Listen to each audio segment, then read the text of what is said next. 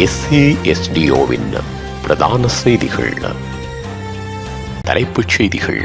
65,000 ரூபாய் சம்பளம் வாங்கும் அரசு அதிகாரியிடம் 110 பேருந்துகள், அம்பலமான மோசடி. வடமாகாணத்தில் 70க்கும் மேற்பட்ட பாடசாலைகள் மூட வேண்டிய நிலையில். திடீரென வைத்தியசாலையில் அனுமதிக்கப்பட்ட 25 பாடசாலை மாணவர்கள். ஜனாதிபதிக்கு அதிர்ச்சி தகவல் அனுப்பிய வெங்காய விவசாயிகள். ரஷ்ய அமெரிக்கா போர் பதற்றம், ட்ரம்ப் உத்தரவால் எழுந்துள்ள அச்சம். தொடர்பன விரிவான செய்திகள். தாயக செய்திகள். கேகாலை பேருந்து டிப்போவின் அத்தியட்சகராக கடமையாற்றி வந்தவரின் பெரும் மோசடி அம்பலமாகியுள்ளதாக போக்குவரத்து அமைச்சர் பிமல் ரட்நாயக்க தெரிவித்துள்ளார். கேகாலை பேருந்து டிப்போவின் அத்தியட்சகராக கடமையாற்றி மாதம் 65,000 ரூபாய் சம்பளம் வாங்கும் ஒருவருக்கு 110 பேருந்துகள் இருப்பதாக அமைச்சர் மேலும் குறிப்பிட்டுள்ளார். கேகாலை மாவட்ட அபிவிருத்தி குழு கூட்டம் அமைச்சர் பிமல் ரட்நாயக்க தலைமையில் கேகாலை மாவட்ட செயலகத்தில் நடைபெற்றது. இதன்போது அமைச்சர் மேற்கண்டவாறு கூறினார். அவர் மேலும் தெரிவிக்கையில், இவ்வாறே கேகாலை பேருந்து டிப்போ அளிக்கப்பட்டுள்ளது. 65,000 சம்பளம் 110 பேருந்துகளுக்கு சொந்தக்காரர் என்றால் மாதம் 5 லட்சம் சம்பளம் வாங்க வேண்டும். கேகாலை பேருந்து சாலையில் அளவுக்கு அதிகமாக ஊழியர்கள் இருக்கின்றனர். இலங்கை போக்குவரத்து சபை திட்டமிட்டு அளிக்கப்பட்டுள்ளது. மீளெழுப்பு 5 வருடங்கள் தேவை. அரசாங்கம் 600 பேருந்துகளை கொள்வனவு செய்ய திட்டமிட்டுள்ளது. ஆனால் அவை கொண்டு வருவதற்கு 2026 ஜூன் மாதம் தான் சாத்தியப்படும். இலங்கை போக்குவரத்து சபை புற்றுநோய் போல ஊழல் நிறைந்ததோடு அங்கு அவ்வாறான ஒரு கலாசாரமும் உருவாக்கப்பட்டுள்ளது. நாம் இதை மீட்பதற்கு பெரும் போராட்டம் நடத்துகிறோம். ஒரு வருடத்தில் புதிதாக உருவாக்கப் போகிறோம் என்று குறிப்பிட்டுள்ளார்.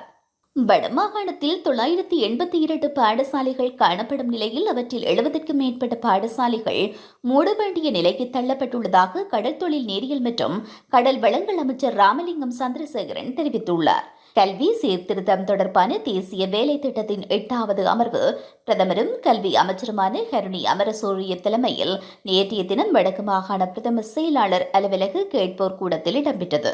இதன்போது சந்திரசேகரன் மேலும் தெரிவிக்கையில், கல்வி சீர்திருத்தம் தொடர்பில் ஜனாதிபதி அனுரகுமார திசாநாயக்க பாராளுமன்றத்தில் வெளியிட்டுள்ள அறிவிப்பில் கல்வி மறுசீரமைப்பு ஏன் தேவை என்பது தொடர்பில் தெளிவாக குறிப்பிட்டார். அதில் கல்வியின் நிலைமை, பாடசாலையின் நிலைமை, அவற்றின் மூலம் ஏற்பட உள்ள மாற்றம் என்ன என்பது தொடர்பாகவும் குறிப்பிட்டு கல்வி சீர்திருத்தம் முக்கிய தேவை என தெளிவாக வலியுறுத்தியிருந்தார். அதுபோலவே எமது அரசாங்கத்தின் நோக்கமும் அதுவாகவே இருக்கிறது. கிளீன் ஸ்ரீலங்கா வேலை திட்டம், வறுமை ஒழிப்பு வேலை திட்டம், நாட்டை டிஜிட்டல் மயமாக்கல் போன்ற பிரதான வேலை திட்டங்களை கொண்டுள்ளது. அதில் வறுமை ஒழிப்பு தொடர்பான வேலை திட்டத்திற்கு கூடுதலான முன்னுரிமை வழங்கப்பட்டுள்ளது.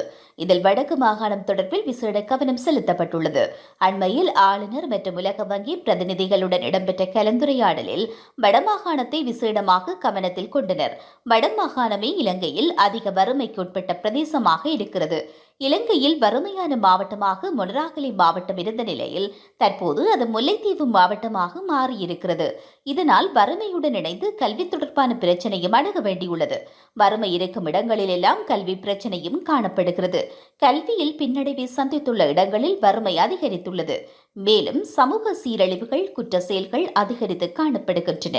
இன்று யாழ் மாவட்டத்திலும் இந்த சவால்கள் காணப்படுகிறது. இந்த சவால்களில் இருந்து மீண்டு புதிய யாழ்ப்பாணத்தை கட்டியெழுப்ப வேண்டிய பொறுப்பு அனைவருக்கும் இருக்கிறது என்றும் அவர் கூறினார். நுவரேலியாவில் உணவு ஒவ்வாமையின் காரணமாக 25 மாணவர்கள் வைத்தியசாலையில் அனுமதிக்கப்பட்டுள்ளனர். பொலனறுவை பகுதியிலிருந்து கல்வி சுற்றுலா நிமித்தம் நுவரேலியாவுக்கு சென்ற பாடசாலை மாணவர்களே இவ்வாறு உணவு ஒவ்வாமையினால் பாதிக்கப்பட்டுள்ளனர். இந்த சம்பவம் நேற்றைய தினம் பிற்பகல் இடம்பெற்றுள்ளது. புலனறுவை பகுதியிலிருந்து பாடசாலை மாணவர்கள், ஆசிரியர்கள் மற்றும் பெற்றோர்கள் என்று மொத்தமாக 73 பேர் கல்வி சுற்றுலாவிற்காக நுவரேலியாவிற்கு சென்றனர். இவர்கள் கடந்த 1ஆம் தேதி காலை நுவரேலியா அம்பேவலை பகுதியினை பார்வையிட்டதன் பின்னர் மாலையில் அம்பேவல பகுதியில் உள்ள ஹோட்டல் ஒன்றில் இரவு உணவு உட்கொண்டனர். இதனையடுத்து நேற்றைய தினம் வாந்தி, வயிற்றுவலி, வயிற்றுப்போக்கு, தலைச்சுற்று மற்றும் சுவாசிப்பதில் சிரமம் உள்ளிட்ட பிரச்சினைகளுக்கு குறித்த மாணவர்கள் முகம் கொடுத்தனர். இதனையடுத்து சிகிச்சைகளுக்காக அவர்கள் அனைவரையும் நுவரேலியா மாவட்ட பொது வைத்தியசாலையில் அனுமதித்தனர். வைத்தியசாலையில் அனுமதிக்கப்பட்டிருப்பவர்களில் 10 பேர் சிகிச்சைகளின் பின் தங்களுடைய இருப்பிடத்திற்கு சென்றதாகவும் 15 பேர் தொடர்ந்து வைத்தியசாலையில் தங்கியிருந்து சிகிச்சை பெற்று வருவதாகவும் தெரிவிக்கப்பட்டுள்ளது.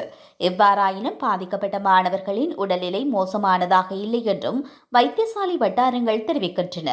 இது தொடர்பில் நுவரேலியா மாநகர சபை பொது சுகாதார பரிசோதகர்கள் மற்றும் நுவரேலியா போலீசார் ஆகியோர் இணைந்து மேலதிக விசாரணைகளை மேற்கொண்டுள்ளனர். வெங்காய செய்கையிலிருந்து முற்றாக விலக உள்ளதாக உள்ளூர் பெரிய வெங்காய செய்கையாளர்கள் தெரிவித்துள்ளனர். தமது உற்பத்திகளை அறுவடை செய்யும் தருணத்தில் நாட்டு மக்களின் பாவனைக்கு பற்றாக்குறையாக இருக்கும் பெரிய வெங்காயம் இந்தியாவில் இருந்து இறக்குமதி செய்யப்படுவதாக அவர்கள் குற்றம் சுமத்துகின்றனர். வெளிநாட்டிலிருந்து இவ்வாறு வெங்காயம் இறக்குமதி செய்யப்படுவதன் காரணமாக தமது அறுவடை பாதிக்கப்படுவதுடன் உரிய விலை கிடைக்காததால் வெங்காய செய்கையிலிருந்து முற்றாக விலக உள்ளதாக அவர்கள் குறிப்பிட்டுள்ளனர். மாத்தளை மற்றும் தம்புள்ளை பகுதிகளில் 2000 ஏக்கரில் பெரிய வெங்காயம் செய்கை பண்ணப்பட்டுள்ளது. ஆனால் அந்த பகுதிகளில் இறக்குமதி செய்யப்படும் வெங்காயம் களஞ்சிய சாலைகளில் அடுக்கி வைக்கப்பட்டுள்ளதாக விவசாயிகள் தெரிவிக்கின்றனர். மேலும் இந்திய வெங்காயம் 1 கிலோ 95 முதல் 100 ரூபாவிற்கும் விற்கப்படுகிறது. அதே விலைக்கு எங்களின் உற்பத்திகளையும் கொள்வனவு செய்ய முயல்கின்றனர். எமது உற்பத்தி செலவு அதிகரித்துள்ளது. வேலையாட்கள் பசலை அறுவடை என அதிக பணம் வழங்க வேண்டியுள்ளது. அவ்வாறு என்றால் எங்கள் உற்பத்தி செலவு குறைக்கப்பட வேண்டும் என்று கேட்டுக் கொண்டுள்ளனர். இது தொடர்பில் சில விவசாயிகள் கருத்து தெரிவிக்கையில், ஜனாதிபதி அனுர ஐயா கோட்டாபய ராஜபக்ஷவும் விவசாயிகளின் வயிற்றில் கை வைத்ததாலேயே வீட்டுக்கு அனுப்பப்பட்டார். நீங்களும் ஞாபகம் கொள்ளவும். நாங்கள் ஆர்வமாக அமைத்துக் கொண்ட அரசாங்கம் எமக்கு நிவாரணம் தர மறுக்கிறது. விவசாய மற்றும் கால்நடை பிரதி அமைச்சர் நாமல் கருணாரட்ன கடந்த காலங்களில் எம்முடன் ஒன்றாக படுத்துறங்கி சாப்பிட்டு போராட்டத்தில் ஈடுபட்டார். விவசாயிகளுடன் இணைந்து கசிப்பும் குடித்துள்ளார். இப்போது எமது பிரச்சனையை அவர் பேசுவதில்லை என்று குறிப்பிட்டுள்ளனர். உலகச் செய்திகள். ரஷ்யாவிற்கு அருகே 2 அணு ஆயுத நீர்மூழ்கி கப்பல்களை நிலைநிறுத்த அமெரிக்க ஜனாதிபதி ட்ரம்ப் உத்தரவு பிறப்பித்துள்ளார். அணு ஆயுதம் குறித்து அச்சுறுத்தும் வகையில் பேசிய ரஷ்யாவின் முன்னாள் ஜனாதிபதி டிமிட்ரி மெட்வேவின் கருத்துக்கு பதிலடி கொடுக்கும் வகையில் இந்த நடவடிக்கையை ட்ரம்ப் எடுத்துள்ளார். 3 வருடங்களாக நீடித்து வரும் உக்ரைன் ரஷ்யா போரை ட்ரம்ப் முயற்சித்தும் அவரால் முடியவில்லை. அதனைத் தொடர்ந்து ட்ரம்ப் உக்ரைனில் போரை நிறுத்த ரஷ்ய ஜனாதிபதி புடினுக்கு தான் அளித்த 50 நாள் காலக்கெடுவை 10 முதல் 12 நாட்களாக குறைத்துள்ளார். ஆகஸ்ட் 7-9க்குள் அமைதி பேச்சுவார்த்தையில் முன்னேற்றம் காணப்பட வேண்டும் என்று ட்ரம்ப் நிபந்தனை விதித்தார். இல்லையெனில் ரஷ்யா மீது வர்த்தக கட்டுப்பாடுகளும் 100% வரியும் விதிக்கப்படும் என்று ட்ரம்ப் அறிவித்தார். இந்தியாவும் ரஷ்யாவும் இறந்த பொருளாதாரங்கள் என்றும் விமர்சித்தார். இதனிடையே ட்ரம்பின் கருத்துக்கு ரஷ்யாவின் முன்னாள் அதிபரும் ரஷ்ய பாதுகாப்பு கவுன்சில் துணைத் தலைவருமான டிமிட்ரி தனது எக்ஸ் தளத்தில், ரஷ்யா ஒன்றும் இஸ்ரேலோ ஈரானோ அல்ல. ஒவ்வொரு காலக்கெடுவும் மிரட்டல் போருக்கான பாதை. இந்தியா ரஷ்யாவின் இறந்த பொருளாதாரங்கள் குறித்த ட்ரம்பின் பேச்சால் அவர் ஆபத்தான எல்லைக்குள் நுழைகிறார். அவர் இல்லாத இறந்த கைகள் எவ்வளவு ஆபத்தானது பற்றியும் நினைவில் கொள்ள வேண்டும் என்று தெரிவித்தார். இறந்த கைகள் என்பது ரஷ்ய அமெரிக்கா பனிப்போரின் போது ரஷ்யாவால் அமைக்கப்பட்டு அணு ஆயுத தாக்குதல் கட்டமைப்பாகும். இந்த கட்டமைப்பு ரஷ்யா மீது அமெரிக்கா அணு ஆயுத தாக்குதல் நடத்தி ரஷ்யாவின் தலைவர்கள் உயிரிழந்த போதும் அணு ஆயுத கட்டளைகளை அளிக்காத போதும் தன்னிச்சையாக ரஷ்யாவின் ஒட்டுமொத்த அணு ஆயுதங்களையும் அமெரிக்காவை நோக்கி ஏவும் வகையில் அமைக்கப்பட்டுள்ளது. பனிப்போர் காலத்தில் அமைக்கப்பட்ட இந்த அணு ஆயுத கட்டமைப்பு தற்போதும் செயல்பாட்டில் உள்ளது என்றும் தெரிவித்தார். மீண்டும் தலைப்புச் செய்திகள். 65,000 ரூபாய் சம்பளம் வாங்கும் அரசு அதிகாரியிடம் 110 பேருந்துகள், அம்பலமான மோசடி. வடமாகாணத்தில் 70க்கும் மேற்பட்ட பாடசாலைகள் மூட வேண்டிய நிலையில்.